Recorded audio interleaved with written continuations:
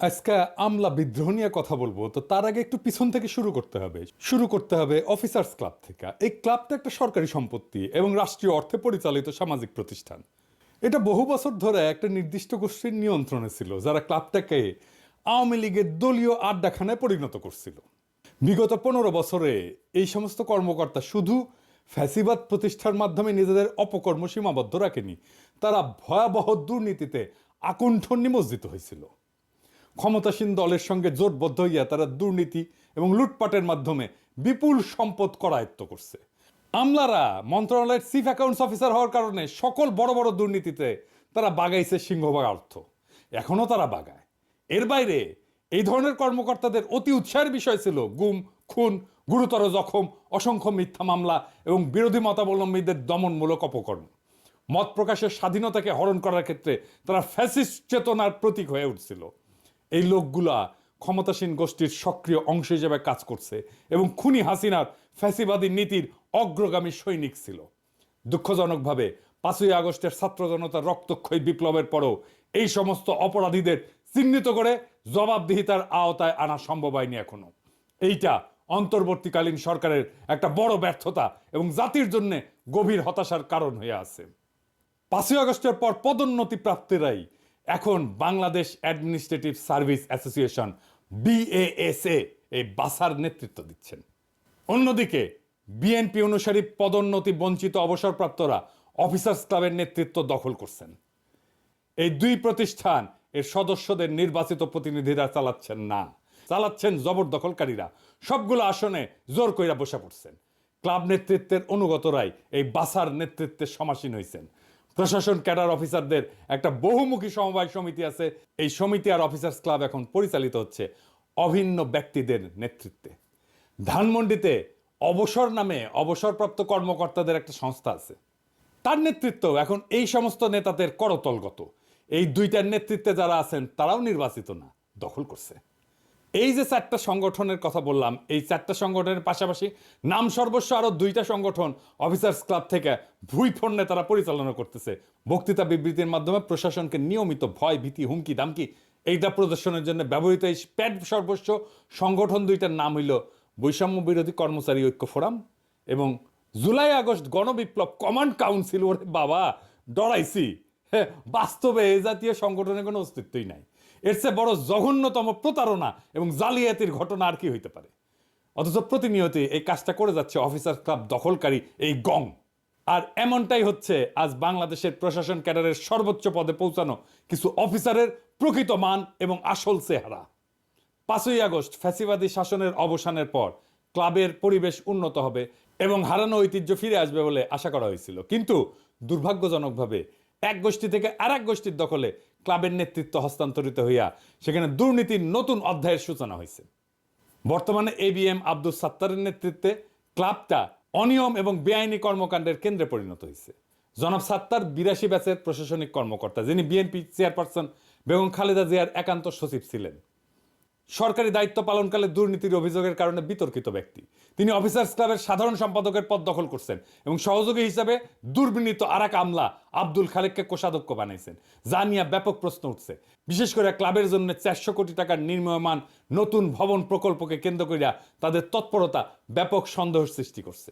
Officers ক্লাবের গঠনতন্ত্র অনুযায়ী এর সাধারণ সম্পাদক ক্লাবের প্রধান নির্বাহী এবং সভাপতি হন মন্ত্রিপরিষদ সচিব। কিন্তু বর্তমানে ক্লাব দখল করে গঠনতন্ত্রের লঙ্ঘনের মাধ্যমে 2 বছর মেয়াদী একটা অস্থায়ী কমিটি গঠন করা হয়েছে। এহেন পরিস্থিতিতে সাত্তার খালেক গংদের সাথে মন্ত্রিপরিষদ সচিব শেখ আব্দুর রশিদ এবং প্রধান উপদেষ্টার মুখ্য সচিব সিরাজউদ্দিন সাথীর মতো খ্যাতিমান, সজ্জন এবং শ্রদ্ধাভাজন অফিসাররা কিভাবে সংযুক্ত থাকেন এটা আমাদের বোধগম্য না। বিশেষ করে সাথী ভাইয়ের সংযুক্তি, এটা আমাকে বিস্মিত করছে, বিহ্বল করছে। আমাদের বিস্ময় এবং বেদনার কোনো অবসান ঘটতেছে না। রাষ্ট্র এবং সরকারের শীর্ষ পর্যায় থেকে রাজধানীর শহর, নগর, বন্দরের অলিগলি, গ্রামগঞ্জের হাট বাজার সহ সর্বনিম্ন তলা পর্যন্ত প্রায় সবকিছু দখল নিয়ে ফেলছে একটা দল। হ্যাঁ, কারা আর নাম কইলাম না, আমি তিক্ততা বাড়াইতে চাই না। দলবাজ এবং দখলদার হিসেবে তাদের চিহ্নিত লোকদের নাম সর্বত্রই ছড়ায় পড়ছে, আপনারা চেনেন। এখন প্রশ্ন হচ্ছে, দলটা কি গণ অভিযোগের এবং অভিশাপের কাঠগড়া থেকে নিজেকে মুক্ত করতে সচেষ্ট হবে, না নির্বাচনী দিল্লির লাড্ডু খেয়া আত্মাহুতি দেবে? এইখানে অন্তর্বর্তী সরকারের চ্যালেঞ্জ কি? সাবেক অর্থ সচিব জাকির আহমেদ খানের নেতৃত্বে একটা কমিটি গঠন করা হয়েছে, যা 2009 থেকে 2024 সালের 5 আগস্ট পর্যন্ত সরকারি কর্মকর্তাদের পদোন্নতি বঞ্চনার কারণ, সংখ্যা এবং পদ্ধতি পর্যালোচনা করবে। তবে এই কমিটি শুধুমাত্র প্রশাসন ক্যাডারের কর্মকর্তাদের ভূতাপেক্ষ পদোন্নতির সুপারিশ করায় ইতিমধ্যেই তারা নিরপেক্ষতার মানদণ্ডে ব্যর্থ হয়েছে এবং তাদের বৈধতা প্রশ্নবিদ্ধ হয়েছে। বেসামরিক প্রশাসনের পাশাপাশি সামরিক প্রশাসনেও বিপুল সংখ্যক কর্মকর্তাকে পদোন্নতি বঞ্চিত করা হয়েছে। এমনকি অনেককে চাকরিচ্যুত করা হয়েছে। বিডিআর হত্যাকাণ্ড সহ বিভিন্ন ষড়যন্ত্রে বহু সেনা অফিসার নিহত হয়েছেন, আহত হয়েছেন। টর্চার সেলের নির্মম অত্যাচারের মাধ্যমে অনেককে বছরের পর বছর নিপীড়ন করা হয়েছে, অনেককে চাকরি হারাইছে প্রতিবাদ করার জন্য। দেশ ছাড়া হয়েছেন অনেকে। দেশবাসী আশা করছিল খুনি হাসিনার পতনের পর এই সমস্ত হত্যা নিপীড়নের বিচার হবে, যোগ্য কর্মকর্তারা এবং তাদের সম্মান এবং পদ ফিরে পাবেন এবং পদোন্নতি বঞ্চিতদের বঞ্চনা দূর হবে। কিন্তু হতাশাজনকভাবে দেখা যাচ্ছে শুধুমাত্র প্রশাসন ক্যাডারের পদোন্নতি বঞ্চিতদের সুবিধা প্রদানের আয়োজন করা হয়েছে। অন্য কোনো ক্যাডারের, এমনকি সামরিক বাহিনীর নিপীড়িত এবং পদোন্নতি বঞ্চিতদের জন্য কোনো পদক্ষেপ গ্রহণ করা হয়নি। এটা বৈষম্যের চরম উদাহরণ। বৈষম্য দূরীকরণ কি শুধুমাত্র একটা ক্যাডারের সুবিধা প্রদানের মধ্যে সীমাবদ্ধ থাকবে, নাকি এটা সর্বস্তরে বঞ্চিতদের জন্য বাস্তবায়িত হওয়া উচিত? আপনারাই বলেন, কোনটা ইনসাফ? রাজনৈতিক কারণ ছাড়াও ব্যক্তিগত স্বার্থের কারণে বিএনপি পন্থী নয়, পদোন্নতি বঞ্চিত অবসরপ্রাপ্ত তেমন অফিসাররাও ভূতাপেক্ষ পদোন্নতি এবং আর্থিক লাভালাভের আশায় অফিসার্স ক্লাবের নেতৃত্বের সাথে জোটবদ্ধ হয়েছে। এই প্রক্রিয়ায় প্রশাসন ক্যাডারের বাইরে অন্য কোনো ক্যাডারকে বিবেচনায় নেওয়া হয়নি। এতে বিএনপি অনুসারী এবং বিএনপি বিরোধী মিলিয়া প্রায় 764 জনের পদোন্নতি ইতিমধ্যে চূড়ান্ত পর্যায়ে পৌঁছে গেছে। শুধুমাত্র শেষ নোটিফিকেশনটা বাকি। ভূতাপেক্ষ পদোন্নতির তালিকায় মহাভাগ্যবান কর্মকর্তাদের মধ্যে সচিব পদে 119 জন, গ্রেড 1 পদে 41 জন, অতিরিক্ত সচিব পদে 528 জন, যুগ্ম সচিব পদে 72 জন এবং উপসচিব পদে 4 জনের নাম অন্তর্ভুক্ত করা হয়েছে। এরাই দলে বলে জড়ো হইয়া ঈপ্সিত পদোন্নতির জন্য নিয়মিতভাবেই সভা, সমাবেশ, অবস্থান, এই কর্মসূচি চালায় উত্তেজনা ছড়াচ্ছেন। হীন ব্যক্তি স্বার্থ চালিত এই সমস্ত আমলারা ভুলে গেছেন অন্তর্বর্তীকালীন এই সরকারের প্রথমে পূরণ করতে হবে জুলাই আগস্ট বিপ্লবের প্রায় 2000 শহীদ এবং হাজার হাজার আহতদের পাশে আর্থিক সহায়তা নিয়ে দাঁড়ানোর গণদাবি। এই দাবি আগে পূরণ করতে হবে। শহীদ পরিবারের জন্য সরকার ঘোষিত অনুদান এবং আহত সকলের সুচিকিৎসা নিশ্চিত না হওয়া পর্যন্ত কোথাও কোনো সরকারি চাকরিজীবীকে বাড়তি আর্থিক সুবিধা দেওয়া যাবে না। Full stop. গত 15 বছর সেনাবাহিনী, পুলিশ, বিচারক, ডাক্তার, শিক্ষক, কৃষিবিদ, engineer, BGB, Ansar, customs, VAT, income tax সহ অন্যান্য ক্যাডারের যে সমস্ত কর্মকর্তা নানান নির্যাতনের শিকার এবং পদোন্নতি বঞ্চিত হয়েছেন, তাদের আর্থিক ক্ষতিপূরণ বা ভূতাপেক্ষ প্রমোশন নিশ্চিত না করা পর্যন্ত প্রশাসন ক্যাডারের 764 জনকে দেওয়া বিশেষ সুবিধার কার্যক্রম স্থগিত রাখতে হবে। Full stop. কোনো কথা নাই। প্রধান উপদেষ্টা প্রফেসর ইউনূসকে মনে রাখতে হবে যে তিনি এখন যে কাজটা করতেছেন তা একটা ক্ষুদ্র ঋণ প্রকল্প না, এনজিও না।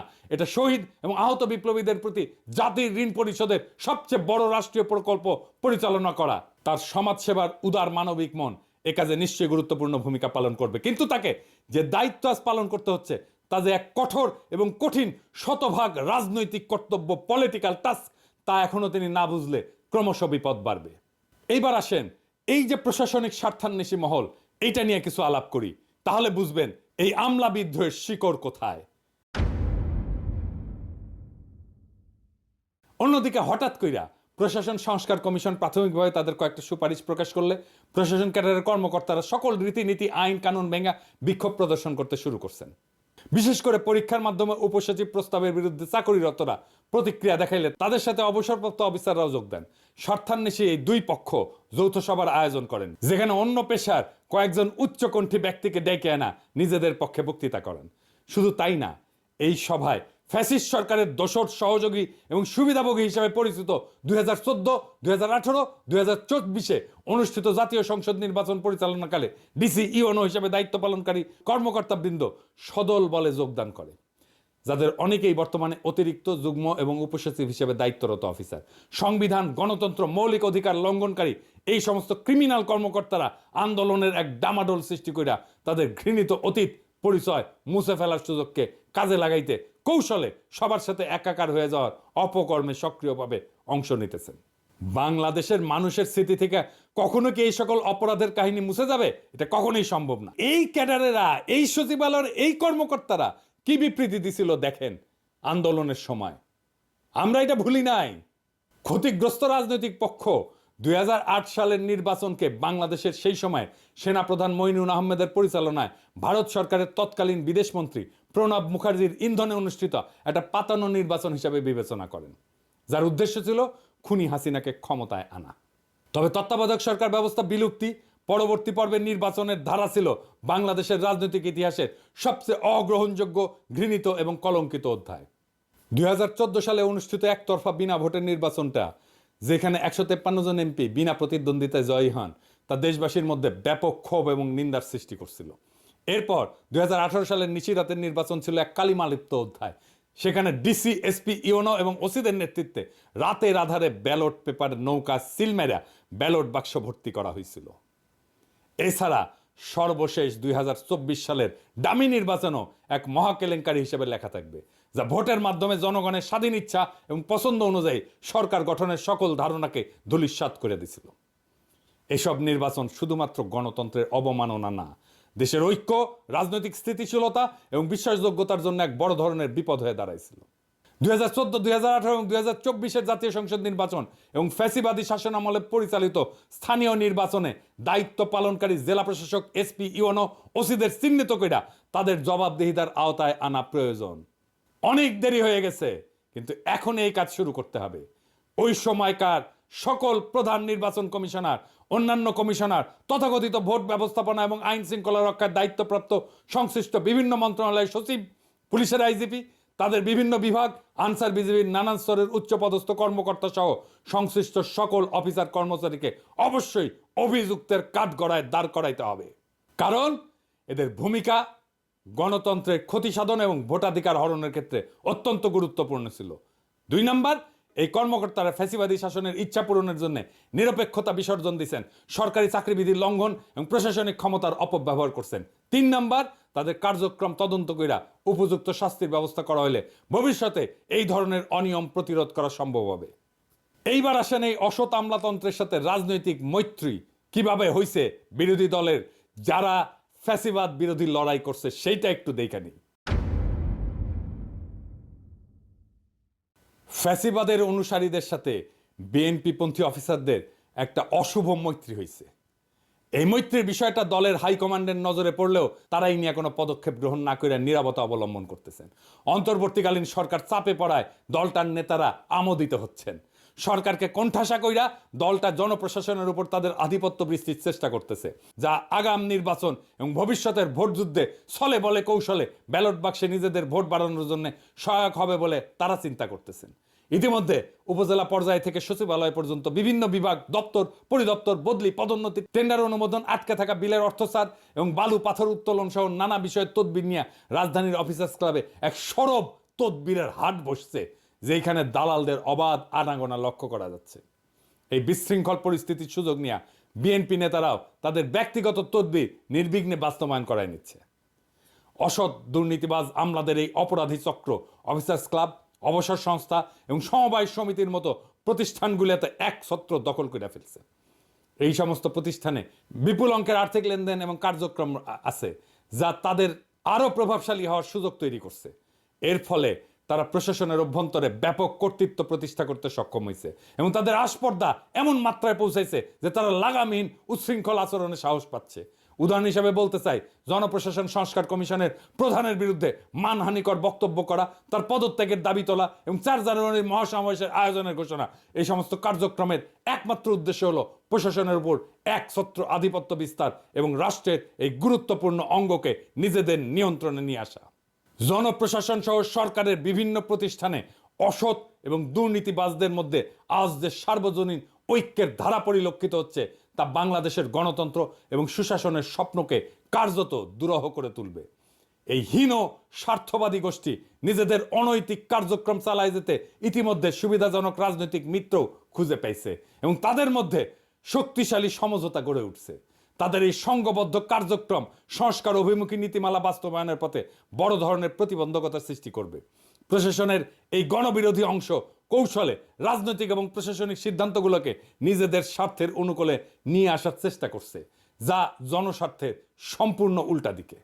দুর্নীতির এই ধারাবাহিকতা রক্ষার চেষ্টা সফল হলে শুধু রাষ্ট্রীয় সম্পদ লুটপাটে না, ন্যায় বিচার এবং জনস্বার্থ রক্ষার মতো মৌলিক কার্যক্রমগুলো ধ্বংস হবে। এই গোষ্ঠী তাদের ক্ষমতা ধরে রাখার জন্য রাজনৈতিক পৃষ্ঠপোষকতাকে হাতিয়ার হিসেবে ব্যবহার করতেছে এবং বিভিন্ন পর্যায়ে তাদের প্রভাব বিস্তার করতে সক্ষম হচ্ছে। এর ফলে প্রশাসনিক কাঠামো দুর্বল হয়ে পড়তেছে এবং জনস্বার্থের জায়গায় ব্যক্তিগত গোষ্ঠীগত দলীয় স্বার্থকেই অগ্রাধিকার দেওয়া হচ্ছে, যা একটা স্বাধীন কার্যকর গণতান্ত্রিক রাষ্ট্র পরিচালনার ক্ষেত্রে সবচেয়ে বড় ধরনের হুমকি। সরকার বিরোধী ষড়যন্ত্র এইখান থেকেই উত্থিত হয়েছে। কিভাবে আসেন দেখি। আজ দেশের সরকার বিরোধী তৎপরতার প্রত্যেকটা ক্ষেত্রে ফ্যাসিবাদের অনুগত কিছু কর্মকর্তার যোগসাজশ স্পষ্টভাবে লক্ষ্য করা যায়। 5 আগস্ট ঐতিহাসিক পরিবর্তনের পর কয়েক সপ্তাহ তারা ভয়ে নিষ্ক্রিয় থাকলেও এখন সক্রিয় হয়ে বুক চিতায় সরকার বিরোধী কর্মকাণ্ডে লিপ্ত। 2014 সালের বিতর্কিত নির্বাচনের সময় দায়িত্ব পালনকারী জেলা প্রশাসকেরা আজ সরকারের অতিরিক্ত সচিব, 2018 সালের ডিসিরা আজ যুগ্ম সচিব, 2024 সালের ডিসিরা উপসচিব পদে রয়েছেন। অতীতে খুনি হাসিনার আশীর্বাদে গুরুত্বপূর্ণ পদে আসীন হওয়া এই কর্মকর্তাদের এখন একমাত্র লক্ষ্য হলো সরকারকে ব্যর্থ প্রমাণ করে দেশে নৈরাজ্যকর পরিস্থিতি সৃষ্টি করা। দেখেন, যারা হাসিনার গুণগান করতে করতে কাইত হয়ে পড়তো, তারাই আজ এই আমলা বিদ্রোহের নেতা। আজকে প্রশাসন ক্যাডারের হৃদয়ের যে রক্তক্ষরণ, প্রশাসন ক্যাডার যে বৈষম্যের শিকার হওয়ার সম্ভাবনা, সেই সম্ভাবনাকে আপনাদের সামনে তুলে ধরার জন্য আমি হাজির হয়েছি। সম্মানিত সুধী, অনেকে বলে থাকেন আমাদের এই সাহস কোত্থেকে আসে। আমাদের সাহসের পেছনে কোনো সংখ্যা নেই, আমাদের সাহসের পেছনে কোনো ষড়যন্ত্র নেই। আমাদের সাহসটা বুঝতে হলে এই ডিসকোর্সের গভীরে আসলে ঢুকতে হবে, সিলসিলাটা জানতে হবে, জানতে হবে জনকল্যাণ কি, রাষ্ট্র কল্যাণ কি এবং প্রশাসন ক্যাডারের সাথে তার সম্পর্ক। আমি আজকে প্রশাসন ক্যাডারের মতামতটা একটু জানাতে চাই আপনাদের কাছে বিনীতভাবে। আমি শুরু করব জনপ্রশাসন সংস্কার কমিশন যেটি গঠিত হলো, যেটি একটি প্রশাসন গঠন করবে। আমরা জানি যে এই প্রশাসন 1920-এ আসছিল বা 1910-এ 15-তে যখন আধুনিক রাষ্ট্রের জন্ম হলো, যখন বলা হলো যে আধুনিক রাষ্ট্রকে পরিচালনা করতে হলে মেধাভিত্তিক, নিরপেক্ষ, আইন কানুন মেনে চলে এরকম একটা গ্রুপ অফ সিভিল সার্ভেন্ট দরকার।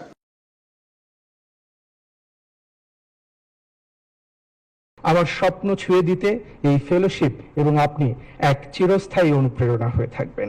মাননীয় প্রধানমন্ত্রী, এক এক দেশের উন্নয়নের এক এক মডেল।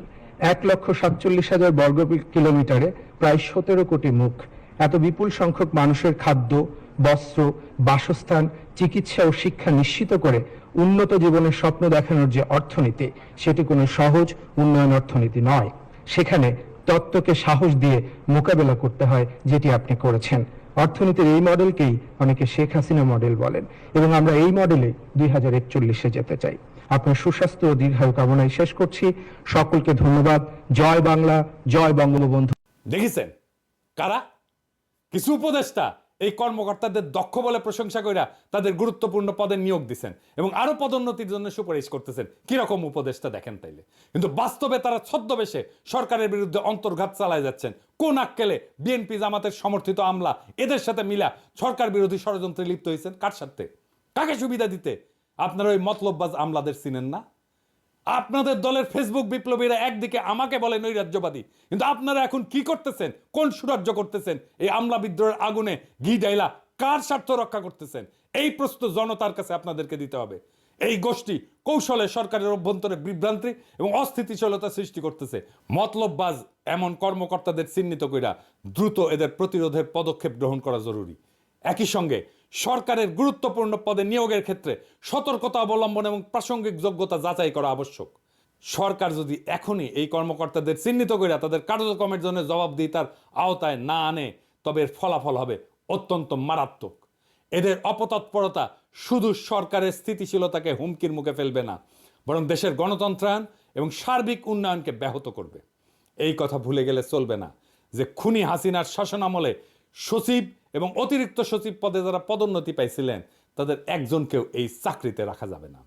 এইটা ছাড়া আমলাদের আপনি ঠান্ডা করতে পারবেন না। এদের জিব্বা এত বড় হয়েছে যে এদের আকাঙ্ক্ষা আর লোভ এমন আকাশ ছুঁইছে, হাসিনার শাসনের লাগাম ছাড়া দুর্নীতির লাইসেন্স না পাওয়া পর্যন্ত এরা থামবে না। এদের পিছে দুদক লাগায় দেন, ঠান্ডা হয়ে যাবে। এই জন্যই দুদকের চেয়ারম্যান হিসেবে এমন কাউকে চাইছিলাম যে আমলা না। এখন বুঝছেন তো, প্রফেসর ইউনূসের সরকার এমন এমন জায়গায় গ্যাঞ্জাম লাগায় রাখে যেটা পরে তাদেরকেই বিপদে ফেলে। আরে আপাদ মস্তক করাপ্ট একটা ব্যুরোক্রেসিরে দাবরানি দেওয়া 1-2 এর ব্যাপার।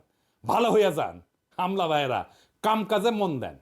এই দিন না করলে আরো দিন আছে রাজনৈতিক দলগুলো আপনাদের হুজুর হুজুর করতে পারে।